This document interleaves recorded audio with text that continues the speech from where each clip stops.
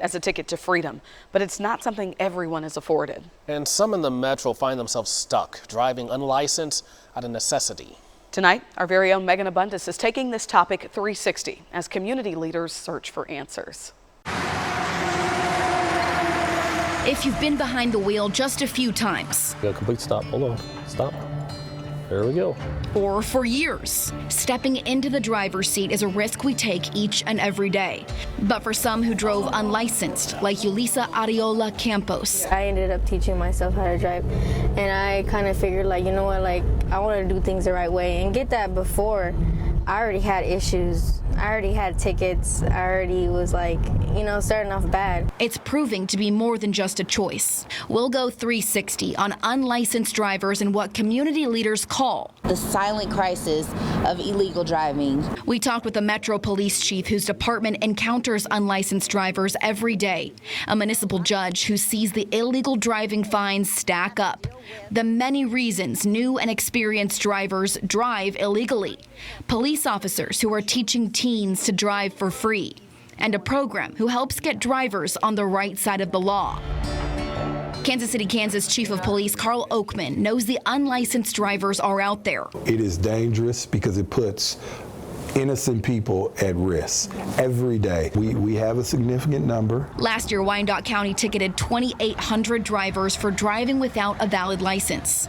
In 1 year, Kansas City, Missouri ticketed 6,500 drivers. It's very dangerous because you don't know the rules of the road. We've seen fatalities. We've had quite a bit of fatalities here in KCK last year and this year. In recent years, nearly half of those ticketed were drivers under 25 years old. We'll catch people in their early 20s who's never had a driver's license and have been driving since they were 14 or 15.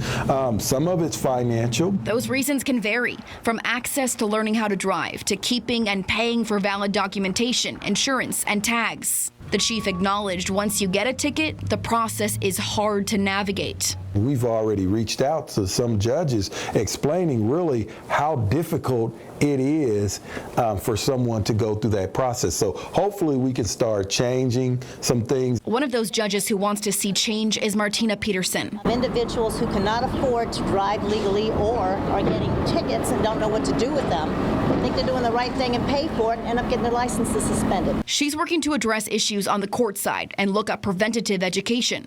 By the time they realize their license is suspended, they got to make a choice of either driving illegally so they can go to work and keep their job, keep their home, and keep their family in place, or they cannot drive, and then they are going to have to deal with the consequences financially of how to support themselves because they didn't plan for this. Teresa Kirk was one of those drivers. I did take that risk. I drove illegally with a suspended license and expired plates. Eventually, I was pulled over again. My fines were added up. A ticket, a tow, a warrant later. We're not criminals, we're just poor. Chloe Cooper estimates tens of thousands of people in the metro drive unlicensed, not because they don't care, but because of costly fines. Not too long ago, I was driving illegally. I was a newly single mom. I had just left a severely abusive relationship. She needed help and said it wasn't there, so she created it for others. The first of its kind, Project Greenlight helps people in Jackson and Wyandotte County get on the right side of the law by navigating courts and paying fines for those that qualify. Paying for fees associated with car registrations, license plate renewals, insurance, driver's license reinstatement fees, minor car repairs, car inspections. Since its launch in March, more than 500 people have submitted an application for help. For our youngest drivers, Go straight back, stop. it's no different. So what you're gonna do is turn your wheel all the way to me. Matt Tomasic with the KCK Police Athletic League asked 500 urban core teens if they drove legally.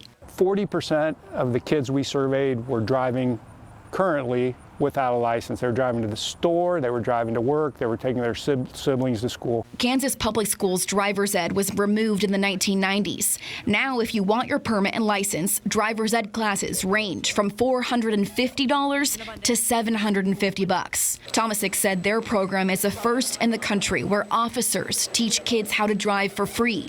Oh my God, what are we gonna do? There's a cop. You're next door, cop, silly. Hours and hours spent in the classroom and on the roads, learning about maintenance, taxes, and registration. Chief Oakman says judges are interested in issuing the PALS driver's ed in lieu of paying fines. Yulisa Areola Campos went through the program after getting an unlicensed ticket. I was taking my little sister to go get her medicine because she ended up getting sick, and I was driving down Minnesota, and I ended up getting a ticket. Tomasic said good driving habits and the importance of positive role models will improve quality of life. This is a program that's fundamentally changing the direction of these kids' lives. With help and education, many hope to leave unlicensed driving in the rearview mirror. Megan Abundis, KSHB 41 News.